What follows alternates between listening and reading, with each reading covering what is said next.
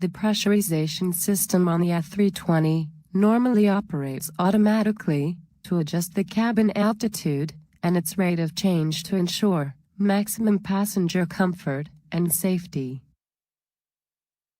The pressurized areas are the cockpit, the avionics bay, the cabin, and the cargo compartments. The concept of the system is simple. Air is supplied from the air conditioning packs to the pressurized areas.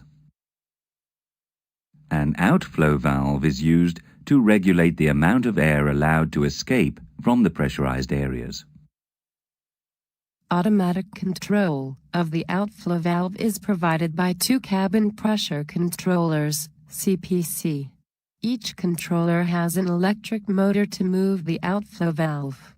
Note: the CPC receives data from the Air Data Inertial and Reference System, ADIRS, the Flight Management and Guidance Computer, FMGC, the Full Authority Digital Engine Control, FADEC, and the Landing Gear Control and Interface Unit, LGCIU, in order to elaborate the different pressurization control laws.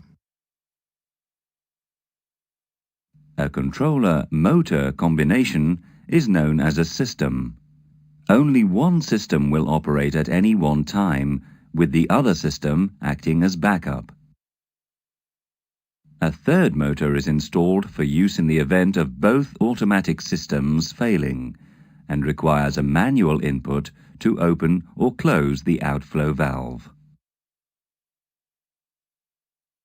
Two independent pneumatic safety valves are installed at the rear pressure bulkhead above the flotation line, and they operate to avoid a cabin differential pressure from going too high or too low. Let us look at the operation of the outflow valve for an aircraft in cruise and what happens to cabin differential pressure, cabin altitude, and cabin vertical speed. We will start with cabin differential pressure. If the outflow valve is closed or only allowing a small amount of air to escape, then the cabin differential pressure will increase. Now let's look at what happens to cabin altitude.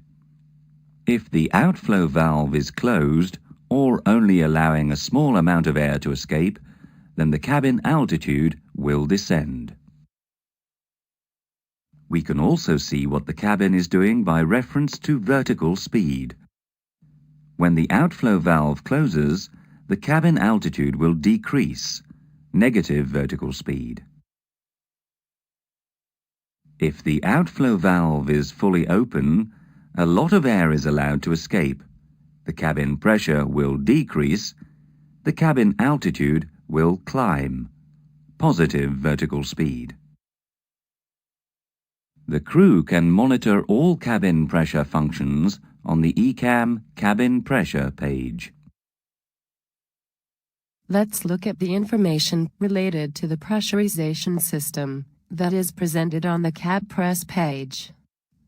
The pack indication is displayed green when the related pack is on. The outflow valve position can be monitored, and the system controller in use is shown. There is a single indication for the safety valves. We will look at how this indication changes later in the module. The cabin differential pressure, or delta P, shows the difference in PSI between the cabin pressure and external pressure. This differential pressure will be at 0 on the ground and increase as the aircraft climbs. The cabin vertical speed shows the rate of change in feet per minute of cabin altitude. For passenger comfort, the pressurization system will aim to keep this rate of change as small as possible. The cabin altitude is also shown. The vent. The inlet and the outlet indications are related to the avionics ventilation system and will be discussed later.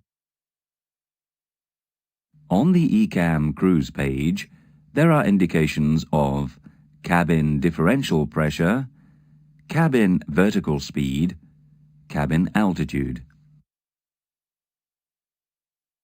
There is also an indication of cabin vertical speed on the ECAM door page. Note that this indication is only displayed when the aircraft is airborne.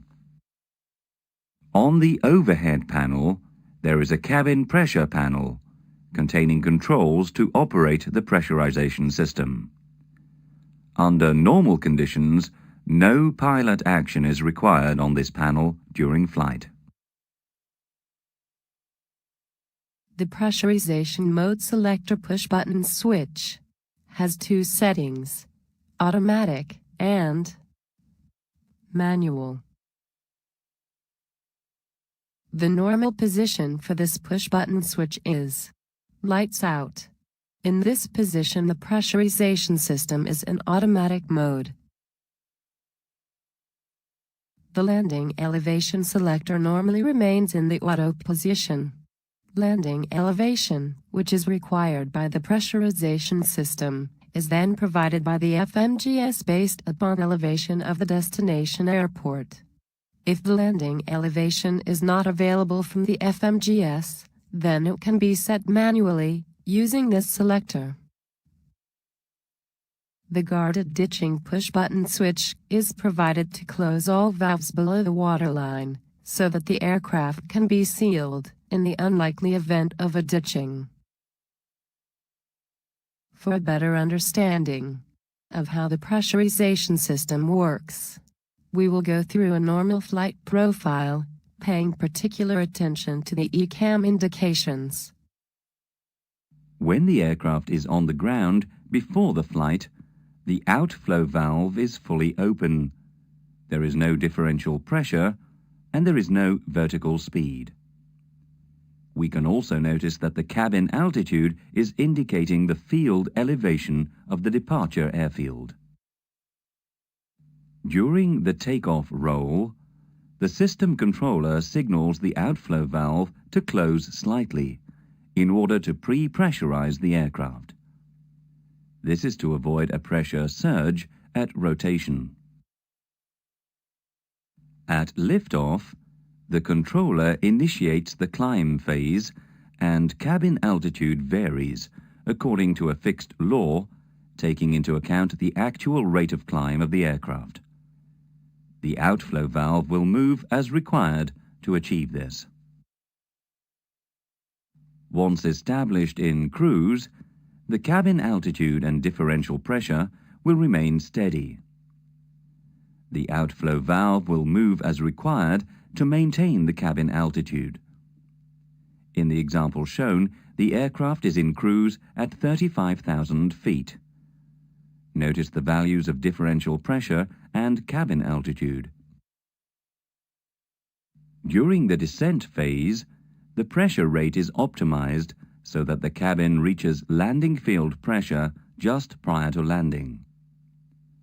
Note, for passenger comfort, the automatic function will limit the rate of cabin descent to a maximum of approximately 750 feet per minute. At touchdown, the cabin altitude should be at the airfield elevation, and there should be no residual pressure. To ensure this, few seconds after touchdown, the outflow valve fully opens by the active controller. Few seconds after the outflow valve is fully open, an automatic changeover of the system controllers occurs in preparation for the next flight. This happens so that both systems are used equally. Let's now review some failure cases. The caution cabin pressure landing elevation fault is telling you that the pressurization system has, for some reasons, lost the landing elevation data normally supplied by the FMGS. Notice that, depending on the version, The landing elevation details on the system page are blanked, or are replaced by amber crosses, or by 0. Read the actions on the engine warning display. In this case, the procedure asks to set the landing field elevation manually with the landing elevation selector. As soon as the selector is moved from the auto position, the action line on the engine warning display clears, and a manual message appears on the cabin pressure page. The landing elevation value will also indicate the selected value. To complete this module, let's look at some other abnormal indications. The safety valves prevent the cabin pressure from going too high or too low. An ECAM caution, cabin pressure safety valve open, is generated if one of the safety valves has been detected open for more than 1 minute. Notice that the safety valve indication on the cab press page changes to amber. If on ground, and in case of abnormal residual pressure, when speed is below 100 knots, or after all engines are shut down, and with manual mode selected, or with both CPCs failed, the residual pressure control unit RPCU automatically controls the outflow valve to open.